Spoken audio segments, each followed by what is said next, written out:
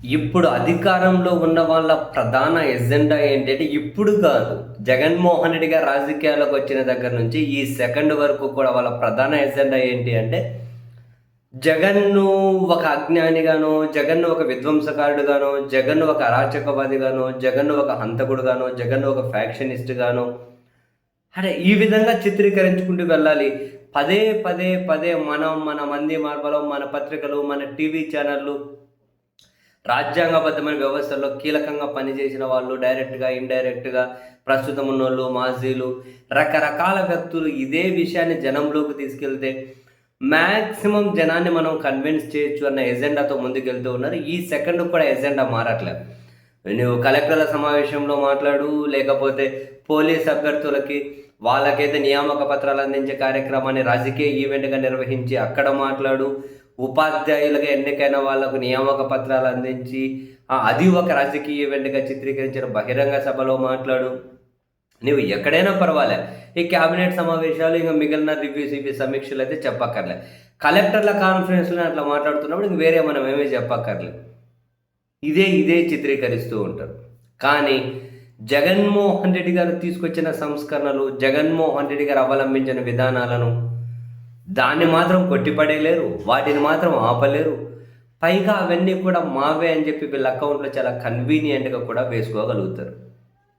తాజాగా కూడా చూడండి, కలెక్టర్ల కాన్ఫరెన్స్లో ముఖ్యమంత్రి గారు ఏమన్నారు, నాకు ఒక మెసేజ్ వచ్చింది, 10 నిమిషాల్లో రిజిస్ట్రేషన్ అయిపోయింది అని, నాకు చాలా ఆనందం వేసింది, అది మన ప్రభుత్వ గొప్పతనం, అది మన విజన్ అని చెప్పి ముఖ్యమంత్రి గారు కలెక్టర్ల సమావేశంలోనే చేసినటువంటి వ్యాఖ్యలు.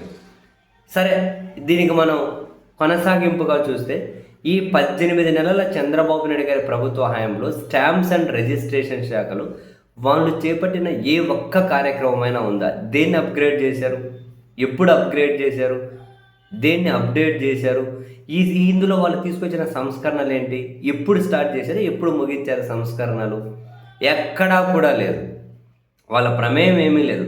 మరి ఇంత తొందరగా రిజిస్ట్రేషన్ అయ్యే విధంగా సంస్కరణ తీసుకొని వచ్చింది ఎవరు? జగన్మోహన్ రెడ్డి గారి ప్రభుత్వం.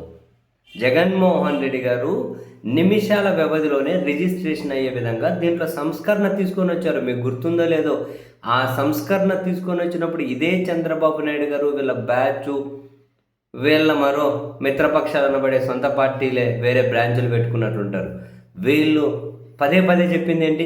అదిగో మీకు ఒరిజినల్ దస్తావేజులు ఇవ్వరు, అదిగో మీకు ఒరిజినల్ డాక్యుమెంట్లు ఇవ్వరు, డూప్లికేట్ డాక్యుమెంట్ ఇస్తారు, ఒరిజినల్ ప్రభుత్వం దగ్గరే పెట్టుకుంటుంది, జగన్ మీ ఆస్తులను కొట్టేస్తాడు, జగన్ మీ భూములు లాక్కుంటాడని చెప్పి ప్రచారం చేశారు. అప్పుడు అట్లా ప్రచారం చేశారు.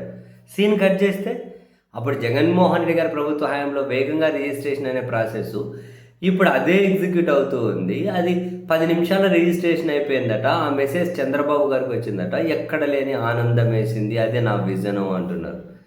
జగన్ అజ్ఞాని, జగన్ విజన్ మాత్రం మనదే అని క్రియేట్ చేసుకోవాలి. జగన్ విధ్వంసకారుడు, కానీ జగన్ తీసుకొచ్చిన విధానాలను మాత్రం మనం కొనసాగించాలి. జగన్ అసలు ఆలోచన లేని వ్యక్తి, కానీ జగన్ తీసుకొచ్చిన అమ్మఒడిని మాత్రం తల్లికి వందనం అనే పేరు మార్చి అది మా లోకేష్ ఐడియా నుంచి పుట్టింది అని చెప్పాలి.